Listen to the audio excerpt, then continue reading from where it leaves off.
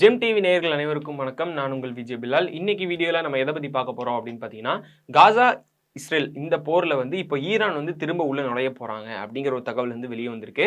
வரக்கூடிய வருஷத்துல அந்த சண்டை தான் பெரிய சண்டையா போக போகுது அப்படின்னு சொல்லி பேசப்பட்டுட்டு இருக்கு. அது மட்டும் இல்லாம ஈரான் நிறைய அணு ஆயுதங்கள் தயாரிச்சு வச்சிருக்காங்க. நிறைய விஷயமான போர்கள் அவங்க நவீன டெக்னாலஜிஸ் உருவாக்கி வச்சிருக்காங்க.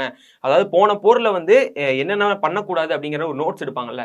ஸோ அந்த மாதிரி நிறைய விஷயங்கள் எடுத்து வச்சிருக்காங்க. அது இந்த 2.0 இந்த போர்ல கண்டிப்பா இது நடக்காது, எந்த தப்பும் நடக்காது. இதுல திரும்பி பதிலடி கொடுக்குற வகையில மெயினான அடி யார் வாங்குவா அப்படின்னு பார்த்தீங்கன்னா இஸ்ரேல் தான் வாங்குவாங்க. ஸோ அந்த அளவுக்கு பலமா இருக்காங்க ஈரான் அப்படிங்கிற மாதிரி நிறைய செய்திகள்லாம் வெளியே வந்துட்டு இருக்கு. இதுல காசா மக்களுக்கு உதவி செய்யற மாதிரியான விஷயங்களும் கண்டிப்பா பண்ணுவாங்க.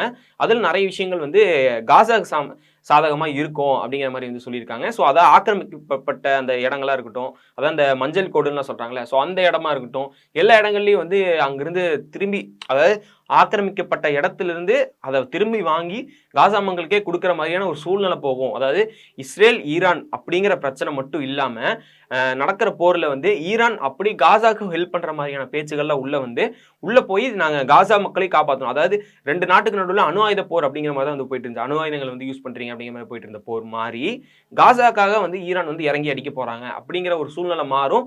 அந்த அளவுக்கு ஈரான் பதிலடி கொடுக்க ஆரம்பிச்சிருவாங்க அப்படின்னு சொல்றாங்க. ட்ரம்ப் இதை ஒரு அளவுக்கு கண்டுப்பாரு. அதுக்கப்புறம் இதை கண்டுக்காம விட்டுட்டு அவருடைய வேலைகளை பார்க்க போயிடுவார் அப்படிங்கிற ஒரு செய்தி வெளியே வந்திருக்கு. ஸோ அது என்னென்ன அப்படிங்கிறதான் நம்ம முழுக்க இந்த வீடியோவில் நம்ம பார்க்க போறோம். சரி, ஓகே, வாங்க வீடியோக்குள்ள போயிடலாம்.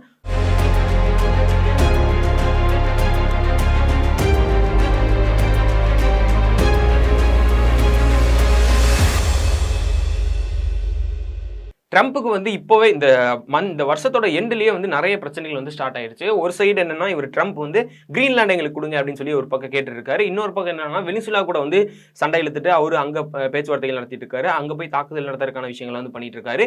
இன்னொரு பக்கம் என்னன்னா, ரஷ்யா உக்ரைன் போர் நிறுத்தணும், அது சம்பந்தமான பேச்சுவார்த்தைகள் போய்கிட்டே இருக்கு. உக்ரைன் அவருக்கு தெரிஞ்சவராக தான் இருந்தார், அதாவது ஒரு ஃப்ரெண்டு மாதிரி இருந்தவரை இப்ப ட்ரம்ப் பிடிக்கிறதுல அவர் உக்ரைன் அதிபரா அவருக்கு இருக்கிறதே வேஸ்ட். அவர் தேவையில்லாத ஒரு விஷயமா பண்ணிட்டு இருக்காரு. அவரோட ஆட்சிக்காக இதெல்லாம் பண்ணிட்டு இருக்காரு, போர் நடத்திக்கிட்டே இருக்காரு. அவருக்கு நிறுத்துற பிளானே இல்லை அப்படிங்கிற மாதிரி நிறைய விஷயங்கள் பேசிட்டு இருக்காரு. இன்னொரு பக்கம் என்னன்னா, சைனாக்கும் தாய்வானுக்கும் பிரச்சனை இந்த மாதிரி போயிட்டு இருக்கு. ஸோ எல்லா பக்கமும் ஒரு மாதிரி பரபரப்பா போயிட்டு இருக்கு. இதை ட்ரம்ப் பார்க்கறதுக்கான விஷயங்களே போயிட்டு இருக்கும். ஏன்னா பாகிஸ்தான் வேற சில பல விஷயங்கள்லாம் பண்ணிட்டு இருக்காங்க. நிறைய அவங்களும் ராணுவ ரீதியாக நிறைய ஒப்பந்தங்கள்லாம் போட்டிருக்காங்க. ஸோ இந்த மாதிரி நிறைய விஷயங்கள் நம்ம வேர்ல்டில் இந்த 2025 எண்டில் இவ்வளோ விஷயங்கள் போயிட்டு இருக்கு. வரக்கூடிய 2026 நம்ம முழுக்க அதிகமாக பேச போகிறது, அதிகமாக நம்ம பார்க்க போகிறது என்ன அப்படின்னு பார்த்தீங்கன்னா, உலகத்தில் இருக்கக்கூடிய எல்லா நாடுகளில் இருக்கக்கூடிய வார் இதை மட்டும் தான் நம்ம கேட்க போகிறோம். ஸோ அது 2026 வரப்போகுது அப்படின்னு சொல்லலாம். எப்போ இந்த காசா பிரச்சனையும் ரஷ்யா பிரச்சனையும் ஆரம்பிச்சதோ அப்பையிலேருந்து நீங்கள் இப்போ வரை நோட் பண்ணி பார்த்தீங்கன்னா, எல்லா நாடுகளுக்கும் போர் அப்படி தான் போயிட்டு இருக்காங்க.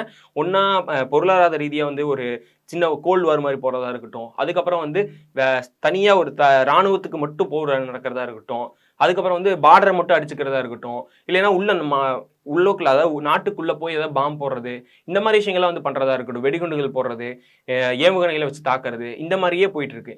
ஸோ இதுக்கப்புறம் இந்த வரக்கூடிய 2026 மிகப்பெரிய ஒரு போர் வெடிக்கிறதுக்கான காரணம் அதிகமாகவே இருக்கு அப்படின்னு சொல்றாங்க. நிறைய ப்ரெடிக்ட் பண்றவங்க எல்லாருமே என்ன சொல்றாங்க அப்படின்னு பார்த்தீங்கன்னா, ஈரான் இஸ்ரேல் இந்த போர் ஸ்டார்ட் ஆகும், அப்படி இல்லைன்னா சைனா தாய்வான் இங்கிருந்து ஸ்டார்ட் ஆகும் அப்படிங்கிற மாதிரி சொல்லிட்டு இருக்காங்க. ஸோ இதுதான் மிகப்பெரிய போரா மாறப்போகுது அப்படிங்கிற மாதிரி சொல்றாங்க.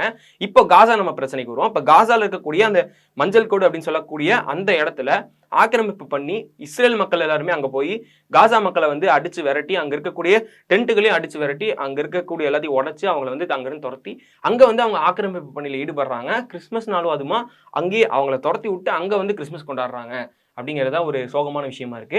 அது கிறிஸ்துமஸ் கொண்டாடக்கூடாது அப்படிங்கிற மாதிரிலாம் எதுவுமே கிடையாது. ஒரு மக்கள் அங்கிருந்து அடிச்சு துரத்தி அந்த இடத்துல அவங்களுடைய வீடுகளா இருக்கட்டும், இடிஞ்ச நிலையில இருக்கக்கூடிய வீடுகளையும் இடங்களையும் இந்த மக்கள் எடுத்துக்கிறாங்க, இராணுவங்கள் எடுத்துக்கிறாங்க. ஸோ அந்த இடத்துல இவங்க கிறிஸ்துமஸ் கொண்டாடுறது, இந்த மாதிரி விஷயங்கள்லாம் பண்றாங்க அப்படின்னு சொல்லி வெளிநாட்டு பத்திரிகைகள்லையும் இஸ்ரேலில் இருக்கக்கூடிய, அதாவது காசால இருக்கக்கூடிய அல் ஜசீரா பத்திரிகை இவங்களும் வெளியிட்டிருக்காங்க. ஸோ இதனால இந்த பத்திரிகைகள் மேல குற்றச்சாட்டு வழக்குகள் போட்டிருக்க, அதாவது இஸ்ரேல் குற்றச்சாட்டு வழக்குகள் போட்டிருக்காங்க அப்படிங்கிற ஒரு தகவல் வெளியே வந்திருக்கு. ஈரான் இதுக்கு என்ன பண்றாங்க அப்படின்னு பாத்தீங்கன்னா, இப்போ ஆல்ரெடி இவங்களே நேரடியாக தாக்குறதுக்கு தயாராயிட்டாங்க. கிட்டத்தட்ட 3000 ஏவுகணைகளுக்கு மேல ஒரு நாளைக்கு எங்கனால ரெடி பண்ண முடியும் அப்படிங்கிற மாதிரி நிறைய டெக்னாலஜிஸ் உருவாக்கி ஒழிச்சு வச்சிருக்காங்க. இன்னும் அஃபிஷியலா வெளியே இவ்வளவு பொருள் எங்ககிட்ட இருக்கு அப்படின்னு ஒரு தகவல் வெளியே வராம மறைமுகமாக நிறைய விஷயங்களை வந்து பதுக்கி வச்சிருக்காங்க. ஆனால் ஏன் இதை அவங்க பண்ணியிருக்காங்க ஈரான் அப்படின்னு பார்த்தீங்கன்னா, முன்னாடி நடந்த போர்லேயே வந்து இவங்க நிறைய இவங்களும் வந்து இழந்திருப்பாங்க, இழக்காம இல்லை. இவங்க 2 பேருமே மாற்றி மாற்றி சண்டை போட்டு இருந்தாலுமே ஈரான் சைட்லேருந்து நிறைய இழப்புகள் இருக்கும். ஸோ அது மட்டும் இல்லாமல் ஈரான் வந்து வருஷத்தில் வந்து கம்மியாக மழை பெய்யக்கூடிய ஒரு நாடு அப்படின்னு வந்து சொல்லலாம். வறட்சி அடிக்கடி அங்கே வந்து ஏற்படுறதுக்கான வாய்ப்பு இருக்குது. அவங்க என்னதான் வறட்சி ஏற்பட்டாலும் அதுக்கு ஏதாவது ஒரு சோர்ஸ் பண்ணி அதை திரும்ப கொண்டு வந்துருவாங்க. இந்த டைம் வந்து மழை பெஞ்சு அங்கே அதிகமாக தான் பெஞ்சிருக்கு அப்படின்னு வந்து சொல்லலாம். ஸோ இது வந்து அவங்களுக்கு ஒரு ப்ளஸ்ஸாகவே இருக்கும். இதுன்னு மட்டும் இல்லாமல் வறட்சி ஏற்பட்டாலும் நம்ம நாட்டை காப்பாற்றிருக்கிறதுக்கு நம்ம ஏதாவது பண்ணணும் அப்படின்னு சொல்லி அவங்க அந்த அணு ஆயுத சோதனைகளை உள்ள பண்ணிகிட்டே தான் இருக்காங்க. அணு ஆயுதங்களையும் வந்து உருவாக்கிட்டே தான் இருக்காங்க. ஸோ அதுதான் வந்து இஸ்ரேலுக்கு வந்து அச்சுறுத்தலாக இருக்குது. இது சம்மந்தமாக ட்ரம்ப்பை மீட் பண்ணுற மாதிரி அவர் வந்து பேசிட்டு இருந்தாரு. அதெல்லாம் வந்து நம்ம போன வீடியோஸ்ல வந்து சொல்லியிருப்போம். ட்ரம்ப் வந்து இந்த மீட்டிங்கை வந்து இன்னும் போடலை, இதை பற்றி பேசவும் இல்லை. அவர் வந்து வெளிப்படையாக எதுவுமே வந்து சொல்லலை. ஓகே அதை பார்த்துக்கலாம் அப்படிங்கிற மாதிரி தான் வந்து நார்மலாக ஒரு சிம்பிள் விஷயம் மாதிரி வந்து விட்டுட்டாங்க.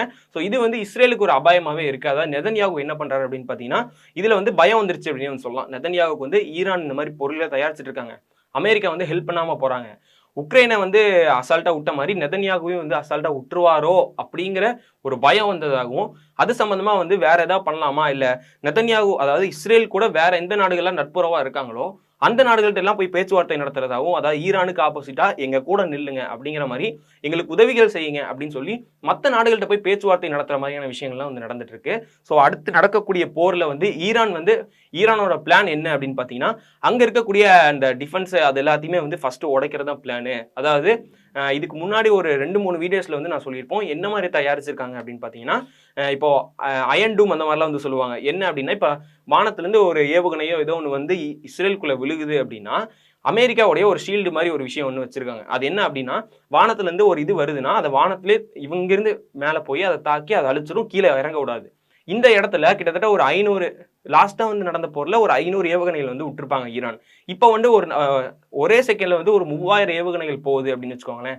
குறைந்தபட்சம் ஒரு 500 ஒரு 1000 அந்த அளவுக்கு தடுக்கும்னு வச்சுக்கோங்களேன் இந்த டிஃபென்ஸ்.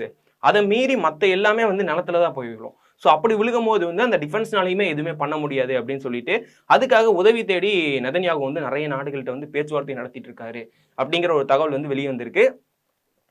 இது வந்து வெளிப்படையான பேச்சுவார்த்தையே இல்லாம மறைமுகமா வந்து பேச்சுவார்த்தைகள் நடத்திட்டு இருக்காரு அப்படின்னு சொல்லியிருக்காங்க. ஸோ இந்த தகவலுமே வந்து இந்த நாட்டுடைய தூதர்கள் அப்படின்னு சொல்லிட்டு இருப்பாங்கல்ல, இப்போ இஸ்ரேல்னா இஸ்ரேல் நாட்டிலேருந்து வேற நாட்டுக்கு ஒரு தூதர் இருப்பாரு, வேற நாட்டிலேருந்து இஸ்ரேல் நாட்டுடைய தூதர் அப்படின்னு சொல்லிட்டு வேற இருப்பாங்கல்ல. ஸோ அவங்க மூலியமா இந்த விஷயங்கள்லாம் வந்து தெரிய வந்திருக்கு. ஸோ இந்த பிரச்சனையில வந்து நெதன்யாகு வந்து எப்படி ஃபேஸ் பண்ண போறாரு அப்படின்னு வந்து தெரியல. ஈரான் சைட்ல இருந்து என்ன சொல்றாங்க அப்படின்னு பார்த்தீங்கன்னா, இந்த வரக்கூடிய 2026 ஃபர்ஸ்ட் 4 மாதங்களுக்குள்ளேயே வந்து இந்த போர் வந்து தொடங்க ஆரம்பிச்சிடும். இது வந்து 2026 எண்டு வரையுமே வந்து இந்த போர் போகும். காசா மக்களுக்கு ஒரு ஃப்ரீ இடத்த வந்து, அதாவது அந்த காசா மக்களை வந்து விடுவிச்சு அவங்களுக்கு ஒரு நல்ல வழி வர வரையும் இந்த போர் வந்து நீடிக்கும் அப்படிங்கிற மாதிரி வந்து சொல்லியிருக்காங்க. ஸோ காசா மக்களுக்கு ஈரான் வந்து ஹெல்ப் பண்ண போறாங்க அப்படின்னு வந்து சொல்லலாம். ஆனால் இப்படி நடந்ததுன்னா மிகப்பெரிய போர் உண்டாகிறதுக்கான வாய்ப்புகள் அதிகமாகவே இருக்கு. ஏன்னா இஸ்ரேல் வந்து அவங்க வந்து ஹெல்ப் பண்றாங்க அப்படின்னு சொல்லி இஸ்ரேல் ஹெல்ப் பண்றதுக்கும் நிறைய நாடுகள் உள்ள வரதுக்கான வாய்ப்புகள் இருக்கு. அப்படி வந்தாங்கன்னா ஒரு 2 நாட்டுக்கு நடுவில் இருக்கிற பிரச்சனை 2 நாளா மாதிரி 4 8 மாதிரி இந்த மாதிரி பல விஷயங்கள் நடக்கிறதுக்கான வாய்ப்புகள் இருக்கு. ஸோ இதை பத்தி உங்களுடைய ஒப்பீனியன் என்ன அப்படிங்கிற கீழே வந்து கமெண்ட்ஸை சொல்லுங்க.